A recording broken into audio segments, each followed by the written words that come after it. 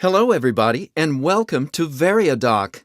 This video explains how to deploy variaDoc as a command line application. This allows you to run variaDoc unattended, schedule it, and integrate it with other applications. variaDoc is installed in a user folder. If you'd like to run variaDoc from another account, possibly a non-user account, then all required application files must first be copied to a user-neutral folder. This is what the Server Deployment Wizard does for you. It's installed with variaDoc. Let's run this wizard. We select Deploy Command Line Application. We browse for a folder where we want to deploy the command line application. We create a new folder, variaDoc. I copy the folder path. You'll see why in a few moments. And we're done. If we open the new folder, we can see that variaDoc.exe and all dependent DLLs have been copied to this folder. The last step is to add this folder to the path variable. Open the System Properties dialog. Select the Advanced tab and click Environment Variables.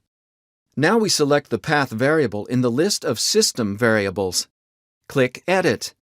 We position the cursor at the end of the variable and paste the path where we deployed variaDoc.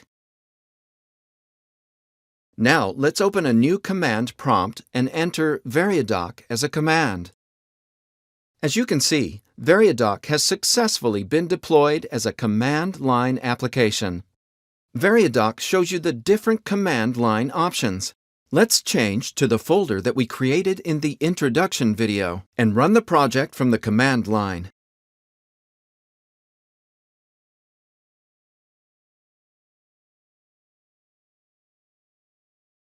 As you can see, variaDoc writes messages to the console. You can use the quiet switch to disable this.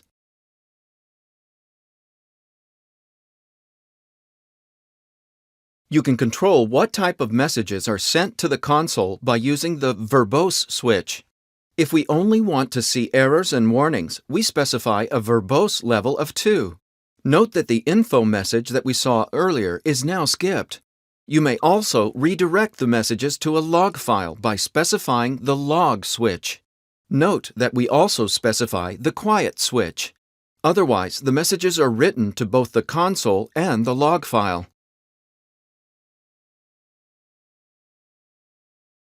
Here is the created log file. Finally, it's possible to pass input parameters. See the video Use Parameters for what these are. Let's change the folder to Use Parameters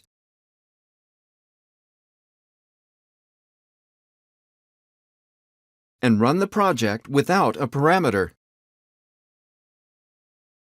It tells us that the required parameter, company, is missing. We specify it as follows.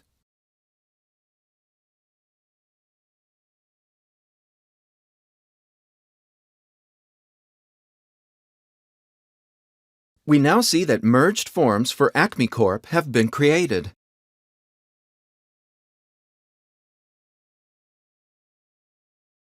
If you have any questions, contact us at hello@variadoc.com.